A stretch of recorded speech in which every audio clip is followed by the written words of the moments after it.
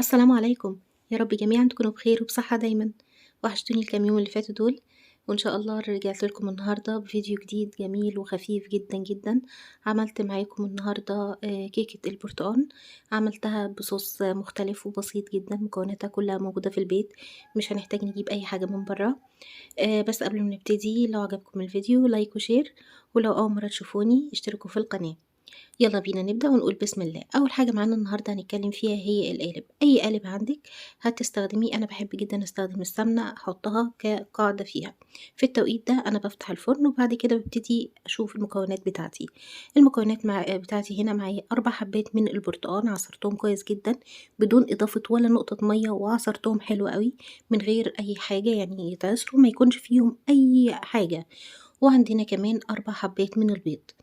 البيض طبعًا زي ما بأكد في كل وصفة كيك لازم يكون بدرجة حرارة المكان، وكمان أول ما بنتكلم عن البيض يبقى إحنا لازم نستخدم الخل والفانيليا، معلقة كبيرة من الخل و2 باكيت فانيليا أو فيما يعادل معلقة كبيرة من الفانيليا السايبة أو السائلة، تمام. كده جهزنا عصير البرتقان. طبعًا عصير برتقان يا ريت يعني تجيبي برتقان يكون مسكر شوية، ما يكونش يعني حمضي أوي، تمام.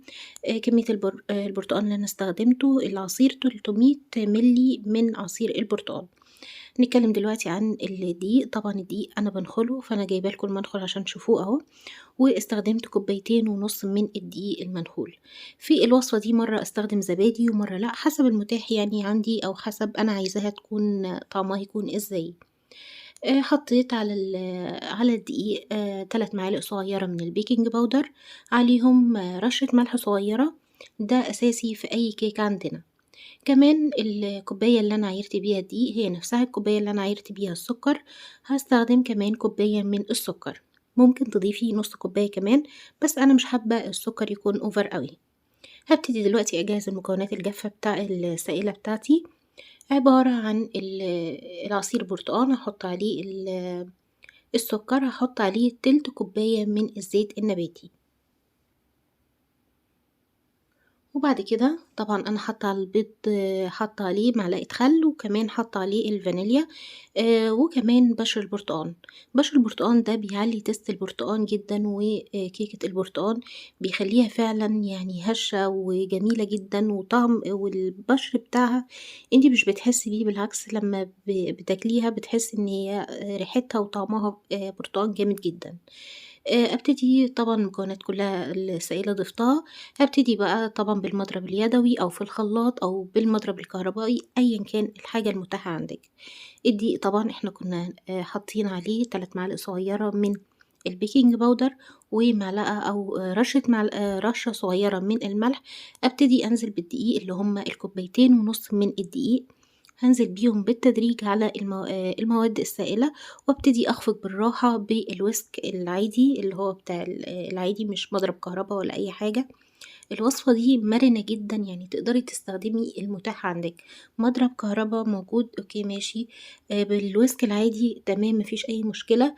يعني هي في كل الأحوال هتطلع معاكِ مضبوطة جدًا. القالب حسب القالب اللي أنتِ حاباه، ممكن تعمليه في القالب بتاع التوست هتطلع ممتازة، ما فيهاش أي حاجة، في صينية من الصواني الألمونيوم اللي عندِك، أي قالب عندِك، تمام. تبتدي طبعًا أنا قُلت لِك إن أنا من أول ما بابتدي إن أنا أتعامل مع الكيك باحطه باشغّل الفرن، في فرن ساخن مسبقًا في رف أوسط لمدة 40 دقيقة، وطبعًا بتشيّكي عليها بعود خشبي، لإن من فرن لفرن بتفرق. طلّعتها من الفرن وباسيبها شوية تبرد، يعني لمدة 10 دقايق كده، وبعد كده باقلبها على طبق التقديم.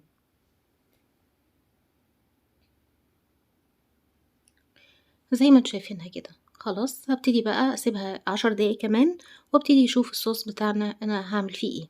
صوص بسيط جدًا، معلقتين من النشا، وكمان شوية من بشر البرتقان اللي أنا يعني أنا ما استخدمتوش كلّه في الكيكة، وكمان كوباية كبيرة من المَيّة 300 مِللي برضه.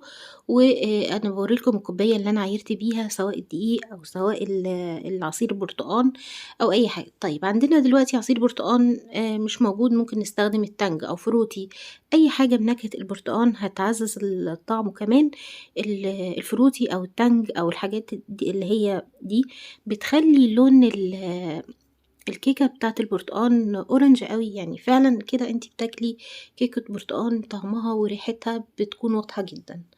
الكيكة معانا بتبرد، هابتدي بقى أضيف النشا على المَيّة على الفروتي أو التانج المتاح عندنا، أو لو مش موجود ده تقدري تضيفي 300 مللي من عصير البرتقان الفريش اللي مش مُضاف عليه ولا نقطة مَيّة، المعصور كويس جدًا. تقلبي كل المكونات دي كلها على البارد، وتحطي شوية من بشر البرتقان، عليهم شوية من بشر الليمون لو أنتِ حابة. أنا في الوصفة دي وريت لكم الزبادي إن أنا ممكن أستخدمه معلقتين وممكن ما استخدمتوش، يعني في الحالتين هتطلع حلوة وممتازة معاكِ جدًا وناجحة جدًا، جدًا. وريت لكم الزبادي بس أنا ما استخدمتوش. ابتديت ضفتها بعد طبعًا ما القوام بتاعها تقل بسبب النشا اللي إحنا حاطينه، هابتدي أضيفها وهي سخنة، يعني مش تستني لمّا تبرد لأ، وهي سخنة علشان تتماسك أو تمسك في طبقة الكيك، تمام؟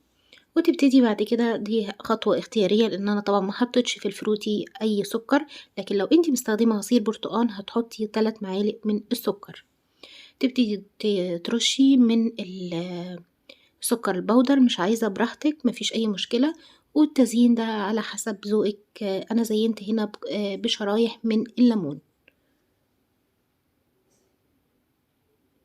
زي ما أنتم شايفينها أهي متماسكة جدًا، هتسيبيها كمان ربع ساعة وتبتدي تقطّعي منها، مش هتحتاج معاكِ وقت خالص، خالص، جميلة جدًا.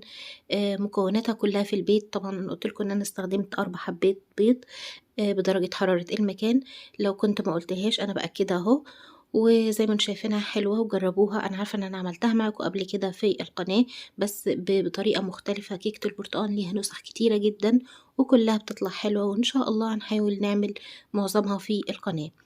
هاسيب لكم الكيكة القديمة اللي هي كانت في بداية القناة، هاسيب لكم اللينك بتاعها وتقدروا ترجعوا لها لو حابين تجرّبوا دي أو دي، الاتنين معاكم هيكونوا موجودين. بالهنا والشفا مقدمًا للي هيجرّبها. لو عجبكم الفيديو بقى ما تنسوش تدوسوا لايك، لو مش مشتركين في القناة اشتركوا وفعلوا جرس التنبيه إذا حابين يوصل ليكم إشعارات بوصفاتي الجديدة قبل أي حد تاني. أشوفكم على خير إن شاء الله في وصفات جاية جديدة. دمتم في أمان الله، والسلام عليكم ورحمة الله وبركاته.